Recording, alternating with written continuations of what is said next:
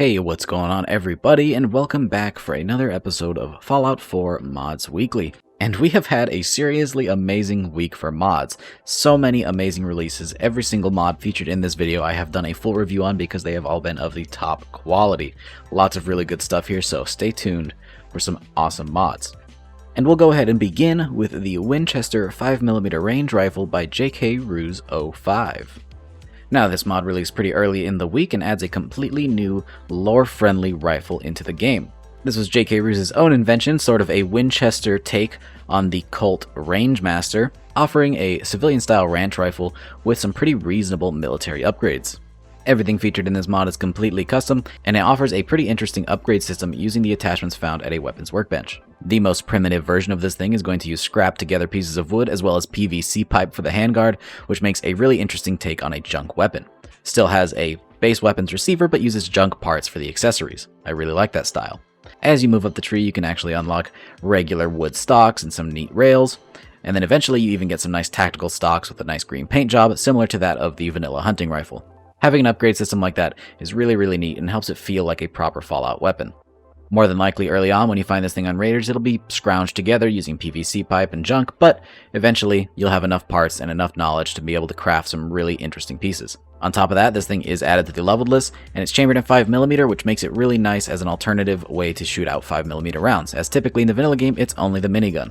This weapon is intended to be a semi-automatic rifle, but you can actually make it fully automatic if you so please, making this a pretty powerful tool in the right hands. This is just a really well put together mod, and I plan on keeping this thing in my load order for a very long time. Definitely great work by JK Ruse 05. Our next mod is Mutant Menagerie Big Game Hunting by Delicon20. Now, this mod has a lot of features, so I'm going to rush through them to get all of the important information out as quickly as I can. This is going to add over 20 new creature types into Fallout 4, all of which having even more subtypes that you can find and experience as you level up. These vary from non-hostile enemies to very hostile enemies, covering not only land but sea as well. You can find things that you're used to like ducks and quail, to some more exotic creatures like the radtoads and wanamingos. And like I said, this also covers the ocean, so you will find new creatures like dolphins and even ghoul sharks, because everybody always wanted sharks in Fallout 4, and now you can have them. On top of all of these new creatures, it also integrates the DLC creatures into the Commonwealth, so as you travel around, you will now find DLC creatures spawning as well. And all of these are added via new spawns, but done in a way so that it doesn't clutter up the world or make it super overwhelming. It's a nice balance, so you'll find these creatures pretty often, but not too often. Additionally, this mod does change the loot pools for these items so that now you will find different qualities of meats and pelts that will sell for more or craft better items. Sort of similar to the hunting style featured in Red Dead Redemption. Definitely a wonderful addition to any load order. This adds a ton of quality content into the game, especially those new creatures. That's going to be the main draw for most people, and if you'd like to see every single creature featured in this mod, I do have a video covering just that on the channel, and trying to fit all of that into this little segment would be awfully difficult. Lots of really cool stuff in this one, and definitely worth looking into if you're interested in adding new creatures to your game. Our next mod was a really big release, and that is the Enclave Exo 2 Power Armor by Cypher. That's right, Cypher, the creator of the Fallout 3 style 10mm SMG, has come back with a power armor mod, and this thing is of the highest quality. This is a fantastic new piece of power armor. Now, this power armor is not added to the leveled list. Instead, you will find a unique set of the armor deep within the Sentinel site in a newly added mini dungeon. Once you have it though, you can upgrade it to do a lot of really cool stuff, including a Tesla armor, some prototype Exo 2 armor, as well as a bunch of different skins. Additionally, this thing does have different colored eyepieces depending on which lights you choose, which is pretty cool. And this thing also has some pretty hefty stats, being equal to Mark 6 Exo 1 armor at its base. You can't upgrade it any higher than that, but it starts off pretty much maxed out, so this thing is a really wonderful set of armor.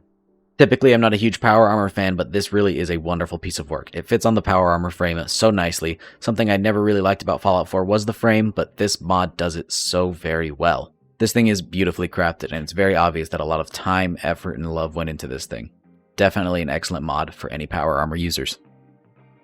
Next up, we have a wonderful new weapon mod, and that's going to be the M60 and the M60 E3. And I know I'm going to butcher this, but I'm going to try my best. I believe they said the pronunciation was Ndie. Now, this adds not only the M60, but the M60 E3 as well. One a little bit older and one a little bit more modern, but it also adds a new legendary variant called the Peacemaker, which actually has unlimited ammo with no box med, but rather an entire belt. Now, this weapon does not feature level-less integration. Instead, you will find one of each of these weapons out in the world. The standard Vietnam-style M60 is found outside of Fort Strong. The M60E3 is actually found in the MedTech Research Facility. And then that unique Peacemaker is found in the Sentinel site as well.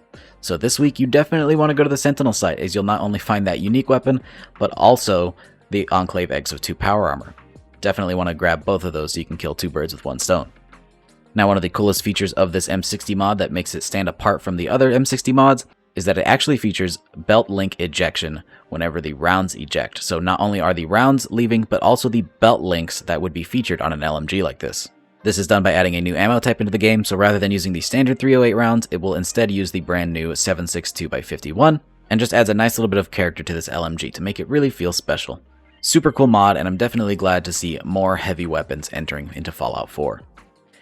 And speaking of heavy weapons, we've got another huge release that we actually covered just yesterday, and that's going to be Machine Guns Rebirth by Skibada. This mod adds 4 really big heavy weapons into the game, and these are proper heavy weapons, not a little light machine gun. This is a gigantic, well, 2 gigantic machine guns, along with a brand new flak gun, as well as an automatic grenade launcher, similar to that of Fallout New Vegas, but with a completely new style and model. These weapons can be added to the level list, as well as spawn directly into your inventory via a new holotape. Now, like I said, there are 4 new weapons added by this pack. The Mark 19 machine gun, which is going to be a 308 shooting machine gun, pretty fast fire rate with the least amount of damage in this pack. Not to say it has low damage, just the least in this pack. Then we have the Mark 22, which is the 50 cal variant of the machine gun. The flat gun, like we said before, which shoots giant 20mm rounds, and then the automatic grenade launcher, which shoots 40mm grenades. Each of these weapons is very unique and is definitely worth picking up for all of the really cool customization options, including the options to add shields to most of these and even some giant bayonets, along with a bunch of really cool ammo types make these some very interesting heavy weapons. Now, it's important to note that this is an earlier build of the mod. Rather than making us wait any longer, Skibada has released this a little bit early, but it's missing a couple of things that he wants to add very soon. So stay tuned for a new update that will come out that will add weapon skins as well as turret versions of each of these weapons, which is going to make this a very, very wonderful mod as if it wasn't already. This weapon will be added to Xbox at some point in the future, but it is not currently there. This is truly a wonderful mod and definitely worth your time. If you're looking for a one-stop shop for heavy weapons, this is definitely a pack worth grabbing. And I think that just about wraps up our video. If you want to try any of these mods, they will be linked in the description down below, along with any Xbox links if they are available. But if they aren't, don't fret, there may be some ports coming soon, just like for the Machine Guns Rebirth mod. And if you enjoyed any of these mods, endorse them. Support the mod authors in any way you can, donate if that's something you're able to do, but most of all, just show your appreciation for all of their hard work. And if you enjoyed this video, drop a rating. Subscribe if you haven't already for more videos just like this. We have Mods Weeklies every single Sunday, so stay tuned for future episodes, and I hope to see you in the next one. Peace!